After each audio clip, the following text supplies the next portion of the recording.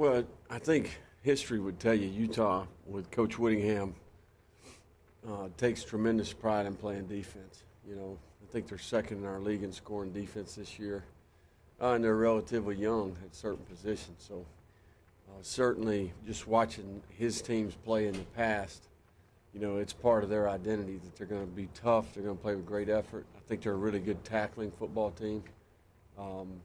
And you can see that they're making improvements. Some of the young players that they've had to play in the back end are getting better each week. But really disruptive front, in particular the inside players.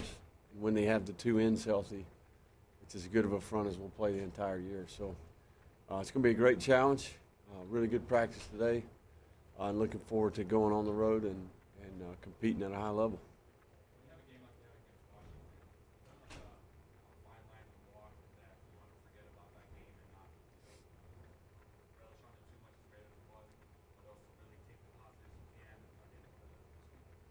Yeah, I think there's lessons to be learned about, staying in the fight, really responding well to adversity, showing some resiliency.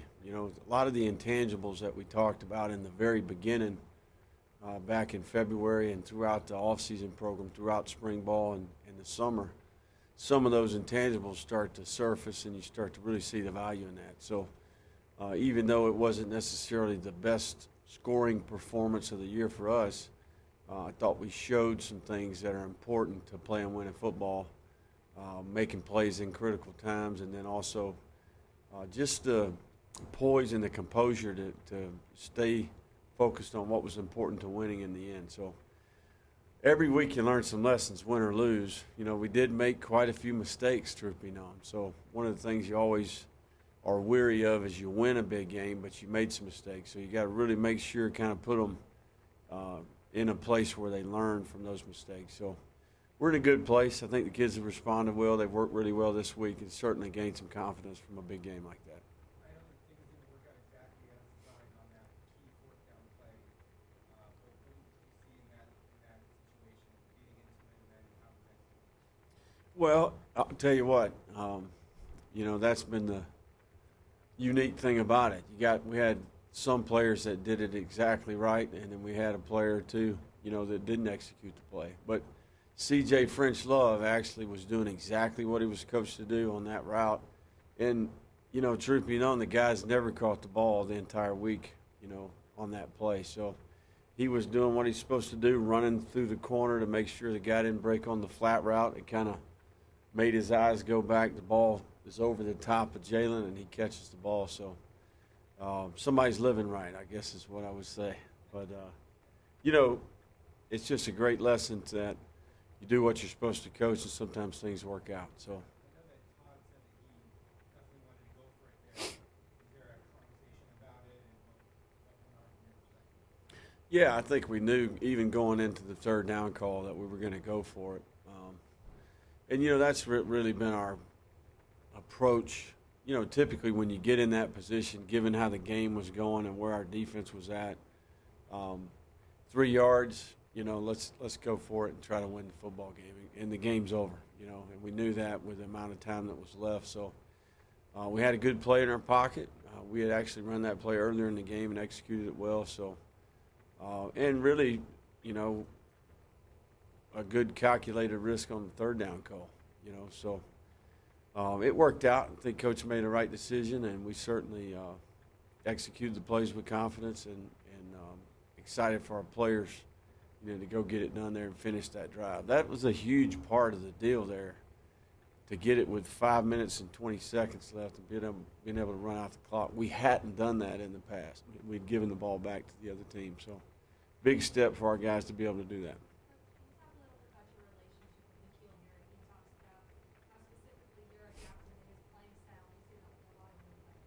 Right. Well, Nikhil, truth be known, didn't have the best start with me, when I first got here. He had sit around on the couch probably for a couple months going into this offseason, and I still joke around with him. I remember when he weighed 234 pounds, so he was a little out of shape when we first got here and a little bit banged up going through the offseason and spring ball, but he responded great, had a tremendous summer. Really started to see that competitor come out, and just as a person, his maturity level, and he'd probably be the first person to tell you he's still a young guy and still got a long way to go. But we're proud of Nikhil, and he certainly knows how to prepare, knows how to practice, and he's one of the best competitors that I've been around on game day. So he'll continue to grow, man. Football's a developmental game, and no matter if you play 2 years or 10 years, he could be an eighth-year NFL player, and he's still going to be learning. So I think he knows that. He's got a heck of a coach in Coach Likens, and you know he shows up and tries to get better every day, and that's all you can ask from him. Well, I think him doing what he's supposed to do, pretty simple, you know, and learning that, you know, we weren't going to compromise. You know, that was the thing. We had to have a few hard talks, you know, and sometimes I think how you treat your best players on the team really, because the other guys are watching. It's critical that you are consistent in your approach, and I think he's learned that. The whole group has bought into that. And if we can continue to do that, we'll have success in the future.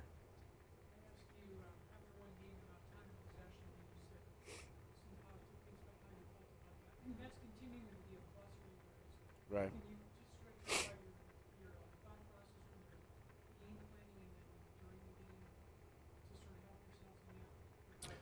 Well, I think it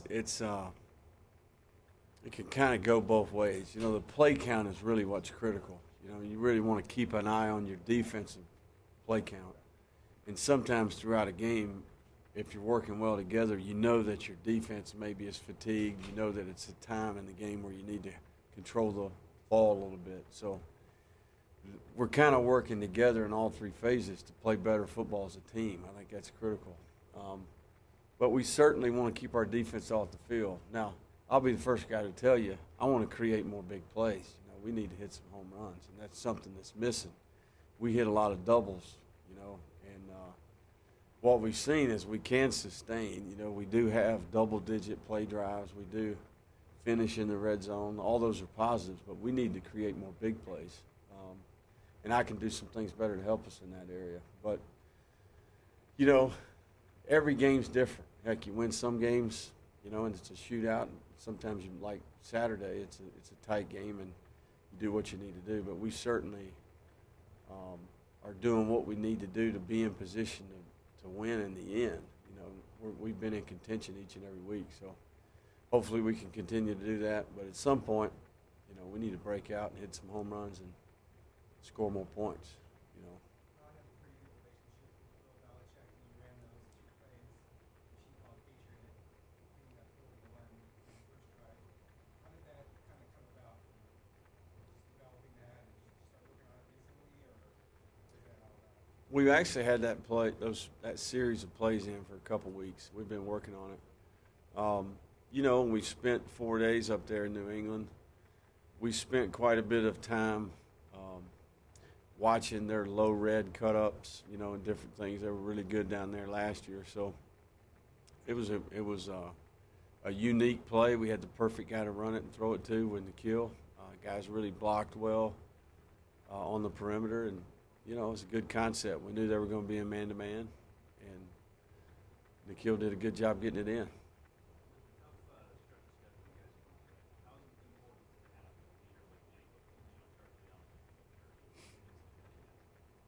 Well, I think in general, you know, on offense, we've got a good player in position at about every unit, you know, and that's one of the things that I think is critical. Is in each room, you need a guy who's kind of the enforcer, a guy that's a great example, a guy that can kind of relay the coach's message. They're oftentimes there without us. You know, they're in rooms, there's no coach around. So you need that accountability. Manny certainly is that in the quarterback room for us, but we've got other guys. We have Jalen Harvey, we have Sam Jones, Tommy Hudson, DeMario and Kalen are both in that category. So, and I meet with those guys every Sunday, and those are the things that we talk about.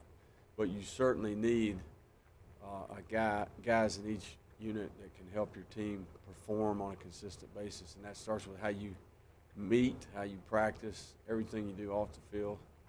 We got a good group. There's character in that group. So hopefully we can continue to improve as we go forward.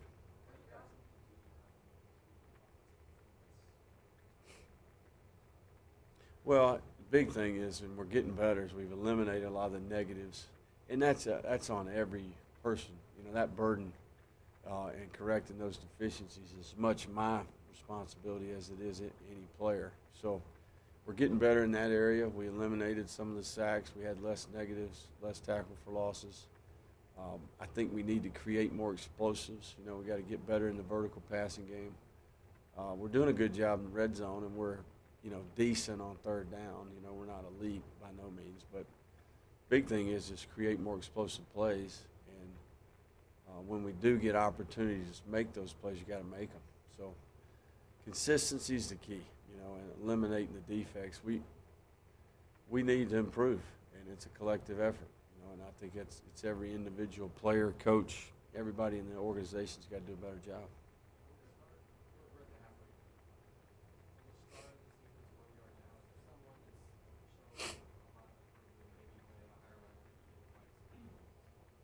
Kyle Williams would be the guy, you know. I mean, he's a guy who we knew he was a great athlete in the off-season program. You know, I was high on the guy in the off-season program. We're just doing agility drills and a lot of sprints and that type of stuff. But, you know, then we go to the football part, and then you see him running routes, and you're like, he's a developmental player. He's a good athlete. But that guy has just worked. I mean, and he is attentive. He's conscientious. He's really intelligent, and man, he's taken off. He's really one of our better players. So he'd be the guy, and it's a product of his work for sure.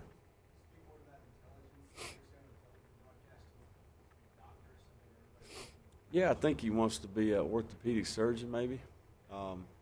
But he's in Barrett Honors. I mean, he's one of the better students that we have.